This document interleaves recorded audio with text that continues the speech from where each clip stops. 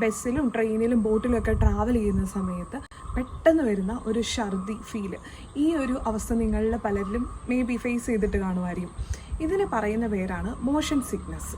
അപ്പം ഇങ്ങനെ സിറ്റുവേഷനുള്ള ആൾക്കാർക്ക് എങ്ങനെ മാനേജ് ചെയ്യാമെന്ന് നമുക്കൊന്ന് ജസ്റ്റ് നോക്കാം. അപ്പോൾ ഇതിൻ്റെ ഒരു മെയിൻ കോസ് എന്ന് പറയുന്നത് നമ്മുടെ ഇയറിൽ നിന്നും നമ്മുടെ ഐയിൽ നിന്നും മസിൽസിൽ നിന്നൊക്കെ വരുന്ന സിഗ്നൽസിനെ നമ്മുടെ ബ്രെയിനിലോട്ട് എത്തിക്കുമ്പം ആ സിഗ്നൽസിന് ഉണ്ടാകുന്ന കോൺഫ്ലിക്റ്റ് കാരണമാണ് ഇങ്ങനെ ഈ ഒരു മോഷൻ സിക്നസ് ഇഷ്യൂസ് ഉണ്ടാകുന്നത്.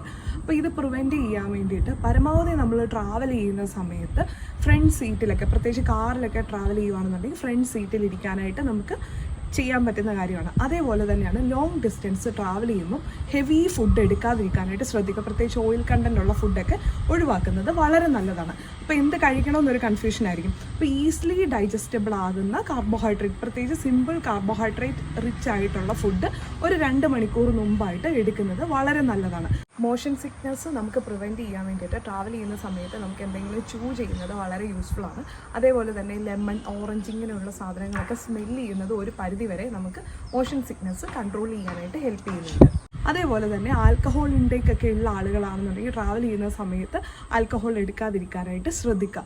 പിന്നെ അതുകൂടാതെ നമുക്ക് ചെയ്യാൻ പറ്റുന്ന കാര്യം എന്ന് വെച്ചാൽ ഇത്ര കാര്യങ്ങൾ നമ്മൾ നോക്കിയിട്ടും ഒന്ന് മാനേജ് ചെയ്യാൻ പറ്റുന്നില്ലെങ്കിൽ ഒരു ഡോക്ടറിനെ കൺസൾട്ട് ചെയ്തിട്ട് വോമിറ്റിംഗ് സെൻസേഷൻ കൺട്രോൾ ചെയ്യാനായിട്ടുള്ള ടാബ്ലറ്റുകൾ നമുക്ക് എടുക്കാവുന്നതാണ്. പിന്നെ അതേപോലെ തന്നെയാണ് ലോങ് ഡിസ്റ്റൻസിലേക്ക് നോക്കാതിരിക്കാനായിട്ട് പ്രത്യേകം ശ്രദ്ധിക്കുക. പിന്നെ ഗ്ലാസ് ഒക്കെ തുറന്നിട്ടിട്ട് ട്രാവൽ ചെയ്യാനായിട്ട് ശ്രദ്ധിക്കുക. ഇനി സിമ്പിൾ കാർബോഹൈഡ്രേറ്റ്സിൻ്റെ ഒരു ലിസ്റ്റ് ഞാൻ കൊടുക്കുന്നുണ്ട്, അത് ചെക്ക് ചെയ്യാനായിട്ട് മറക്കണ്ട. താങ്ക്